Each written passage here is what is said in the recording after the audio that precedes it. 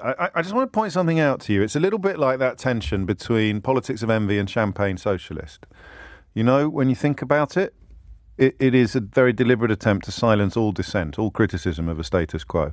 If you've got a few quid and you think that the system is unfair, even though you've benefited from it, you're a champagne socialist. If you haven't got a few quid and you think the system is unfair, perhaps because you suffer under it, then that's the politics of envy. Nobody is allowed to criticise the economic system in a country where inequality is truly world beating. Now, there's something similar that happens, and it's happened a lot since Brexit.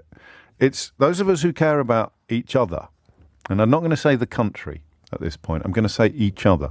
Those of us who care about each other. How many people listening to the first two calls on the programme this morning would have come away from their radios thinking, yeah, oh, I hope it's not too late, but I'm gonna look in. I'm going to try and speed up, or I'm going to look around. Do you see what I mean?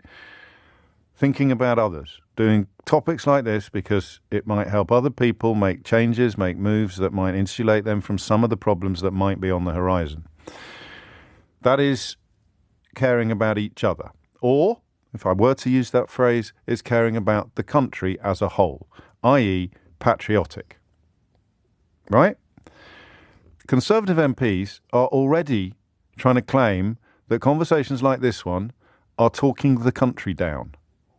It's not an opinion, it's counting, but it's talking the country down. These people who've spent 6 years now with their fingers wedged into their lug holes and their eyes tightly shut, screaming at the moon that telling the truth about everything from queues in Dover to the state of the economy to the tanking pound to the idiocy of Kwasi Kwarteng's mini-budget is talking the country down. And just so you know, I will never stop telling you the truth about what's happening in the country I care for, to the people I care about. But it does seem odd that we've now had in power for 12 years a party full of people who think that the truth is somehow talking the country down. And that is where we are today. Let me read you some texts. Adam is in Fife, Lauren is in Stanmore. We'll come to them next. Some of these will inspire sympathy, some of them will not, but all of them speak to the tectonic plates beneath our feet, beneath the property market in this country, are already shifting. A little point from Colin. A small story in the great scheme of things, but a huge story for one man and his family. At the present moment, I'm on a fixed rate mortgage. We were looking to purchase a new house, but we would have had to renew the mortgage, and for that reason, we've pulled out completely. On Friday, Kwasi Kwarteng claimed he would be stimulating the property market by making cuts to stamp duty. There is one transaction all set to go ahead that is now completely over. Julie in Suffolk writes, my oldest daughter is doing the right thing, taking on the debt of a second degree to retrain as a much-needed clinician. She, her partner and his two children risk losing their home if interest rates soar. And by soar, we don't mean 15 to 20%, we mean 5 to 6%. Scott has worried about his parents not understanding a 6% base rate, not understanding how bad that is because they remember when it was 15% in the 80s. I've just worked out with my mortgage ending in late 2023 that if the base rate was 6%, my mortgage would be 7%. That's not taking into account house price drops or loan to value increases or anything like that. So you'd go from 1.09% to 7% and a mortgage would go from £648 to £1,205. That's an 85% increase overnight. And then you look at increases in energy, petrol, food. 50% of people with mortgages, he estimates, coming to an end in fixed terms will be in dire straits. And it is not, as he points out, really being talked about enough, and that's why we're talking about it. I left education. This is just apropos something quite different. I left education not long ago. James's comment just now about financial education got a bitter laugh out of me.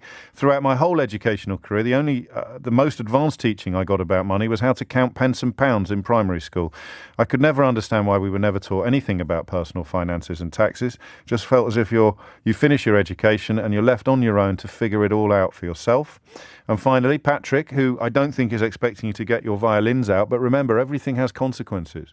A butterfly flaps its wings in the Amazonian rainforest and a plant pot falls off a windowsill in Basingstoke. Patrick writes, imagine being that buy-to-let landlord with 50 properties on the go. Mortgages go up by, say, £300 per property. Little chance of passing it on to tenants. How's that going to sit with the electorate if the cabinet have to step in or if the government has to step in to prop up the landlords? And if you've been listening to this thinking, well, I haven't got a mortgage, I rent, doesn't affect me. I know you probably haven't been thinking that, but just in case you have, then don't forget, as Gary points out, I presume this will impact the rental sector too.